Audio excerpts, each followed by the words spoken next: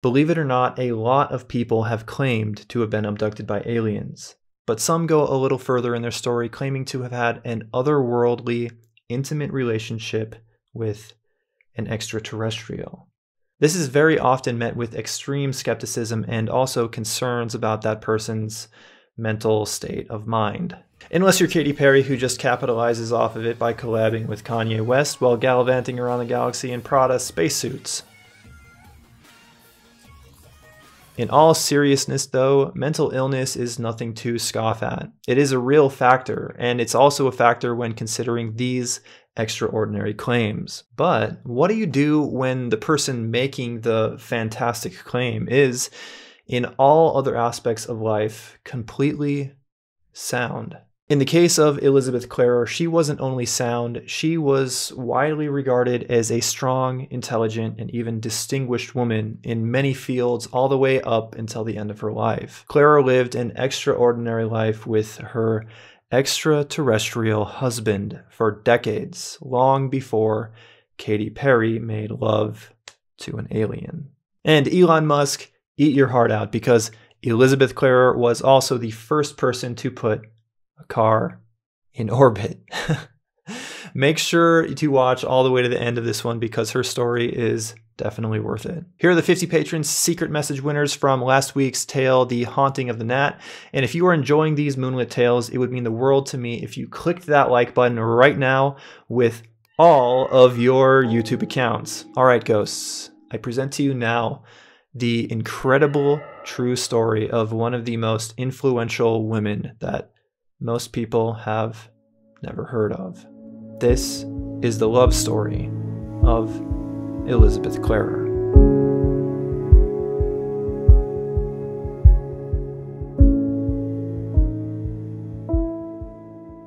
Elizabeth Klarer, daughter of SB and Florence Wollett, was only 7 years old when she saw her first UFO. In the spring of 1917, while attending to her chores on her farmhouse near Rosetta, South Africa, and standing alongside her older sister Barbara, a shiny disc, described by the two of them as being bathed in a pearly luster, swooped over the two of them and then docked with an immense planetoid-type structure which had appeared before them high in the atmosphere. Now, this could have easily been dismissed as the over-imagination of two children. However, only 4 months later, Elizabeth saw the pearly disc again, and this time she was with her farm manager. He described the incident to little Elizabeth in terms of mythology. For these UFOs had been reported for centuries, but the locals, the Zulu, called them lightning birds. As strange as these fairly common sightings were, some just brushed them aside and thought they were nothing more than a strange weather phenomenon. But those who had first-hand experience with them begged to differ. But either way, no one could really do anything about them at the time, so Elizabeth, her parents, the farm manager, and others just put them aside in their minds and continued about their daily business, not spending too much time thinking about them, because what could they do? These early sightings, though, left an indelible impression upon little Elizabeth. And if there is any question as to whether the early years of our lives have any influence on what we do later in life, just look at the bright and wide-eyed Elizabeth Klarer. She would grow up to become an accomplished musician, studying music and art in Florence, Italy, but then at Cambridge, she would receive a 4-year degree, becoming an exceptional meteorologist. It was around this time that she would marry a pilot, subsequently learning how to fly herself, and she became very proficient at it. In fact, she fell in love with flying. In her autobiography, beautifully titled Beyond the Light Barrier, published in 1980, she said, "I found happiness in the sky. I loved to feel the wind high in the sky as a plane soared through the ocean of air, to sense the rhythm of the wind as the arid depths became a fluid mass that I could see, understand, and trust." Clearly, she had a way with words. A poetic resonance imbues her autobiography, effortlessly woven into her musings on life, love, science, and of course, her extraterrestrial relationship, of which at some points nearly had me in tears reading about. Seriously, whether you come away from this video believing her story or not, you have to read this book. It's like Rainer Maria Rilke had a love child with Carl Sagan. She was a woman of all women because she was also quite the athlete. Pioneering the sport for women in 1932, she played in the first ever women's polo match with her sister Barbara against the Durban ladies team in South Africa. She represented the Cunningham team and they played to a 2-all draw. It had been played on a field owned by S.B. Wallet, her father, who himself was also an accomplished player. In 1937, near Durban, she and her husband were flying when, out of nowhere, a shining saucer-shaped object approached their plane. She said, "Looking towards the east, over the horizon in virginal splendor, I was spellbound by another sphere flashing out of the dark azure of Earth's shadow. Suddenly the great ship flipped onto its side, rolling along like a vast wheel, and with the brilliance of intensified light emanations, it disappeared, vanished." She was fascinated, and her husband was dumbfounded. Let's just pause here for a second and understand how significant this UFO report is. The incident she claimed in her book took place in 1937, more than 40 years before Bob Lazar would describe saucer-shaped ships turning on their sides in mid-air, as if turning on an invisible axis or wheel to fly counterintuitively belly forward, in more than 2 millennia after Ezekiel described beings made of lightning inside of wheels within wheels.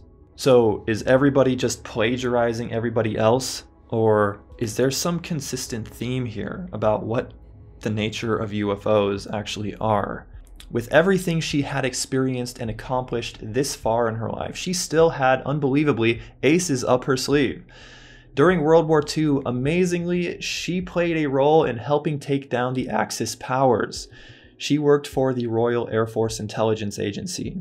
Afterwards, the Ministry of Defense became very interested in this Clara woman, whose slow but steady rise to fame was only now becoming apparent. It would seem that her long-standing inkling that she was a little different than most was proving true in her adult years. After the war, she traveled back home in 1954 to South Africa amid increased reports of these strange objects in the area. Feeling inclined to do so, she then climbed what is known as Flying Saucer Hill, where there appeared to her an aircraft hovering just over her head. And not only this, but an alien was clearly visible inside the ship, watching, staring at her with deep, entrancing eyes. But this wasn't your classical alien gray. Far from it. This was a tall, handsome man whom Clara was immediately drawn to.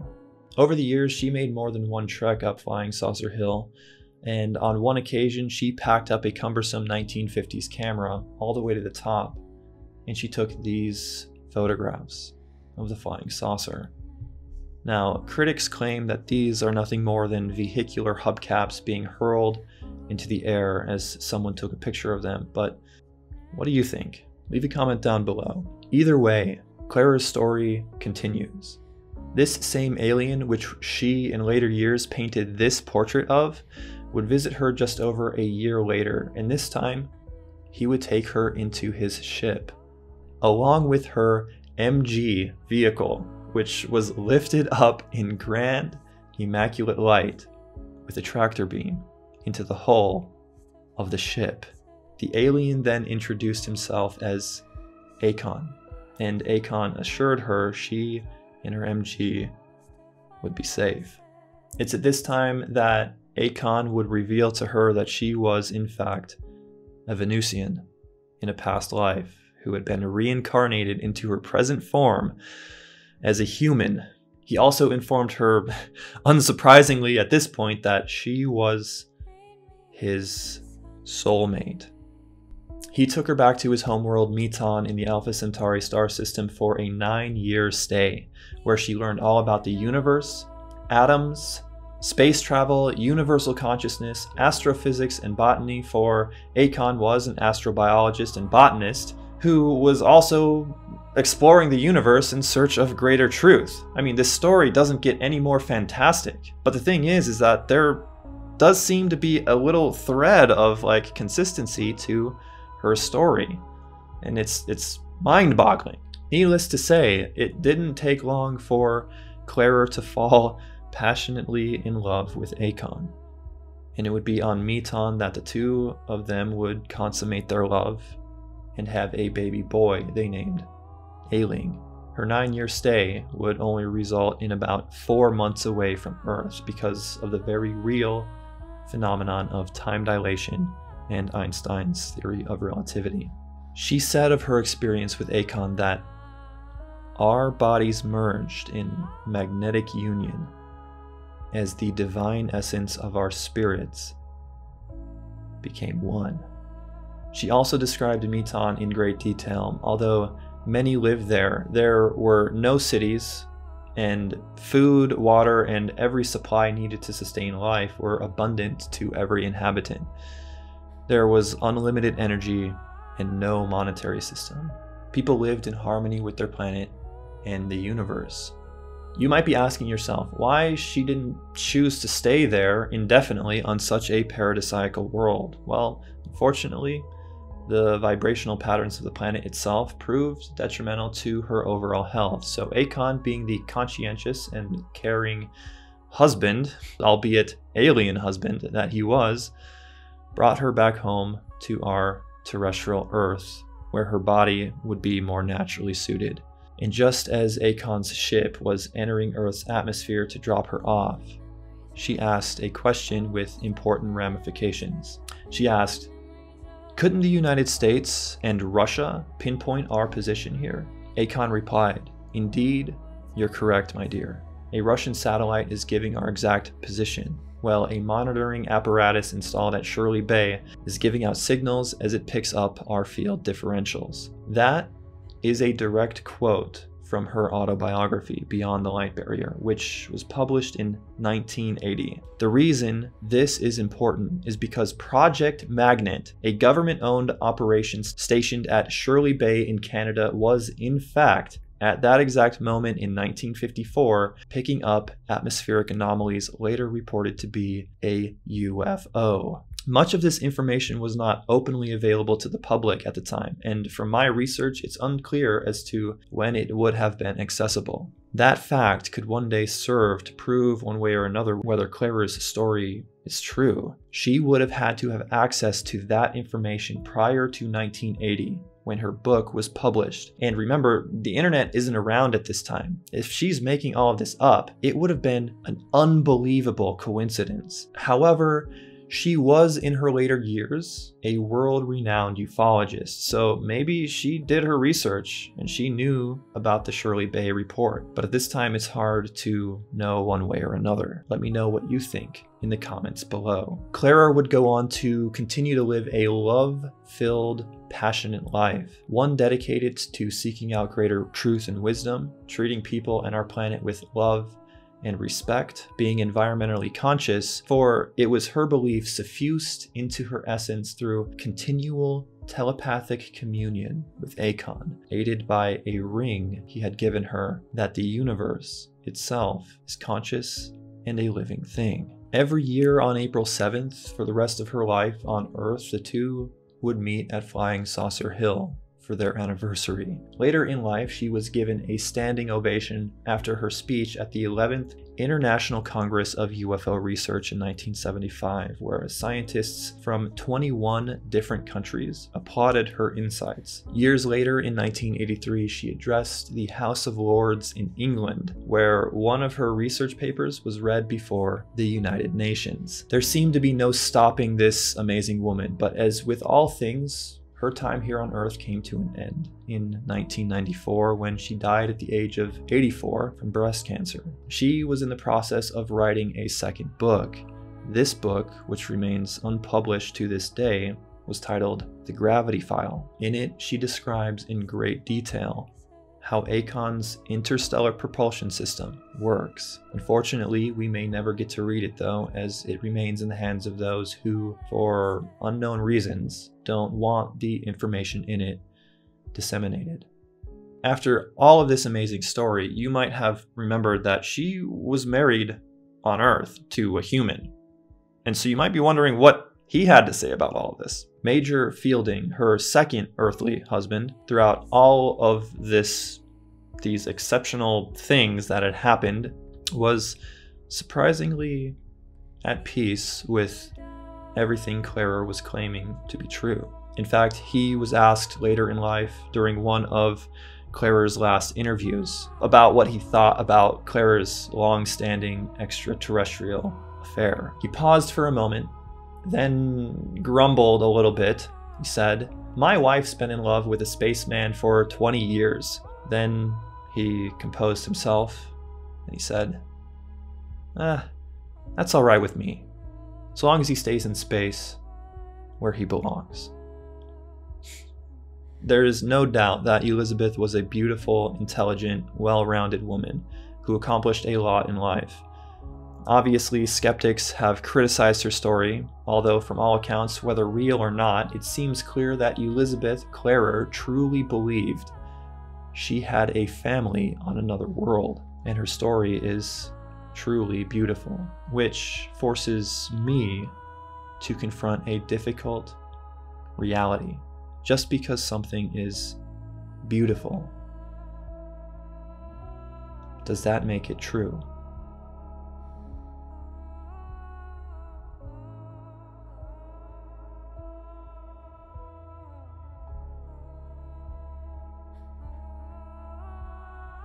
Thank you so much, guys, for watching today's Moonlit Tale. If you would like your name in the credits right here, please support me on Patreon for just $1 a month at patreon.com/moonlitghost. Links in the description. And if you want your comment screenshotted at the beginning of next week's Moonlit Tale, like you saw at the beginning of this video, make sure to comment today's secret message, which is right here. And finally, here is the sneak peek of next week's tale, which was made possible by this poll my patrons took. Thank you, guys, and I will see you next week. The cabin was bombarded by large stones by what the miners called the Mountain Devils. They fired blindly and wildly into the dark hills, hoping to frighten the monsters off, but the siege lasted all night long. At daybreak, one of the men peered out and made eye contact with a massive Sasquatch looming over them on a lone cliff in the distance before the sun came out and it slunk back into the deep woods out of view. The siege at Ape Canyon that night had ended, but the legend had only begun.